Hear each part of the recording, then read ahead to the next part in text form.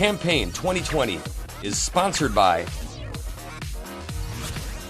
Wisconsin Hospital Association, Quick Trip, Wisconsin Counties Association, Wisconsin Realtors Association, and Wisconsin Operating Engineers Local 139.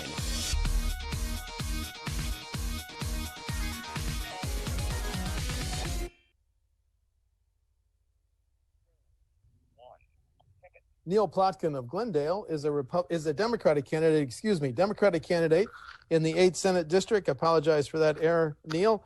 Okay. Neal, welcome to WisconsinEye. Thank you.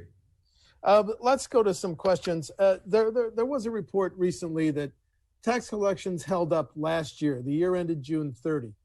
But we don't know whether they're going to hold up in the current year.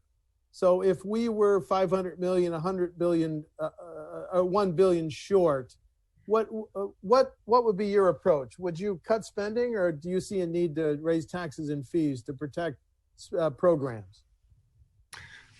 Okay, well, it appears at this time, as you indicated, that resources are holding up. However, we don't know if that's going to continue because of obviously our situation is very uncertain. So we need to look at all the programs and all the resources before we make a determination. There's more than one solution to these issues. We need to look at the needs. We need to look at the resources. We need to look at who is paying, and we need to look at the current tax breaks. So, and I think it's very critical, very important, looking at who is paying and what the current tax breaks are and what that structure is, because we need to address programs individually, not in bulk, and we need to make sure that we are making a fair determination, and that if the tax breaks are not appropriate, given the circumstances that our society is in right now, we need to make changes to those tax breaks and to who is paying. Is that a reference to the manufacturing and ag credit that is mentioned on your campaign website? Yes, yeah, that is a reference to that, but we need to look at each credit individually. So, okay. And we need to see how it is affected by the fallout. Okay, part of that debate is last year the governor recommended increasing the gas tax to stabilize how we pay for highways and bridges. Could you support an increase in the gas tax? Yes, yeah, I would definitely consider that and consider supporting that. Over the past 10 years, the gas tax has not been adjusted. And the Republicans in the legislature have said that they are against raising taxes. However, they did raise the license fees for all Wisconsin drivers. And that was what the Republicans had done. The problem with that is it only affects drivers who are licensed in Wisconsin. Everyone needs to support this, not just Wisconsinites. We have, every day, there are drivers from Illinois, Iowa, Michigan, Indiana, Minnesota, across the country, truckers nationwide coming in and out of Wisconsin, filling up their gas tanks and paying a gas tax, which I believe is about 31 cents a gallon, that has not been adjusted in over 10 years. The infrastructure in Wisconsin is in shameful condition. It has been shamefully ignored. The legislature has kicked that can down the road, and we're going to pay the bill. We have roads that have been neglected. We have bridges that are unsafe, and we need to address that with a fair adjustment of the gas tax, which will be paid for by everyone who drives in Wisconsin. Okay, thank you. 3 questions on the pandemic. First one is, State Senate Republicans would like to convene and repeal the governor's statewide mask edict. What's your position on the statewide mask edict? The mask edict is an edict that works. Look, before doing this, for the past 3 years, I served as a public school substitute teacher, primarily teaching at Nicolay High School, right in the district here. And in fact, the last day that schools were in session, I was teaching a science class. And we need to listen to the science. We can't will away the pandemic because it's not arbitrary. It's not something we can wish away. It's not like a baseball season that has a start, playoffs, and a finish. This is a pandemic. This is science. It has its own schedule. The United States has 4% of the world population. We have 20% of the COVID cases. This nation has had 185,000 COVID-related deaths in 6 months. We are number one worldwide in deaths from the COVID pandemic, and we should not be. Ignoring and wishing this away does not make it go away. We need to address it with science, and the mask mandate addresses it. Question on funding hospitals, which are playing a key role in Wisconsin and nationally in treating COVID patients. If you're in the state Senate voting on the next state budget, do you think hospitals should get an even greater priority than they may have gotten in the current budget? Yes, and it needs to be it needs to be community focused. My wife Nancy is a registered nurse. She's been a registered nurse for 40 years. In fact, she started nursing school about 3 weeks after we came back from our honeymoon. She has been in patient-focused nursing her entire career. She's working second shift now, and she is facing a tremendous amount of fear and unknown in the patients that she is dealing with. So we need to address the medical needs of our communities throughout the state, whether it's rural communities that are lacking services or inner city urban communities that are lacking services. We need to address this with the facilities that are necessary, and we need to make sure that those facilities are responsible to their communities and provide the access to care that they are supposed to do. I see that in her face every night when she comes home from work. But yes, we do need to address that. State Senator Chris Kapping last week filed a bill, and it said, if you're a business or an organization and you have complied with COVID protections for your employers or your customers, you should not be sued for liability over a COVID issue. Do we need a state law like that, Neal? Well, we need to provide protections for small businesses. Myself, I spent 40 years in the small business world. 25 years of that 40 years I spent as the owner or partner in a small sales agency. We had anywhere from 5 to 15 employees that we were responsible for all those years. We will need, coming out of this pandemic, we will need small businesses as our economic engine to recovery, not just in Wisconsin, but across the country. And we need to have protective guidelines in good faith to protect businesses as they come out of this from nuisance and frivolous lawsuits. Businesses need to be responsible, but we need to be responsible to the businesses. The debate in the Capitol over who should draw the next congressional and legislative district lines. The Constitution says the party in power, the governor, has said, I want a People's Maps Commission to recommend to the legislature the district lines. Who's right? Well, according to the law, it's the legislature, but I think that should change.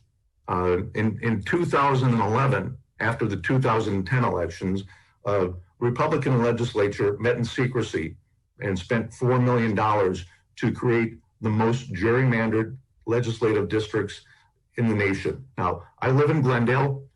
Glendale's a really nice community, not the biggest community in Wisconsin. There's 12,000 people in Glendale.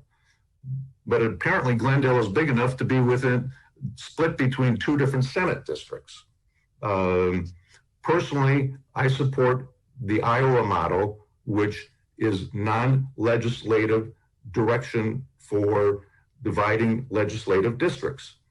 That's not going to happen right away. I do support Governor Evers' People's Maps Commission, and I think that that's how we should fairly represent all of our citizens in the legislature. Now, it's not the best answer, but currently the best alternative to that would be a balanced legislature. But I do support Governor Evers' proposal. As states around Wisconsin legalize medical and recreational marijuana, what's your position on that?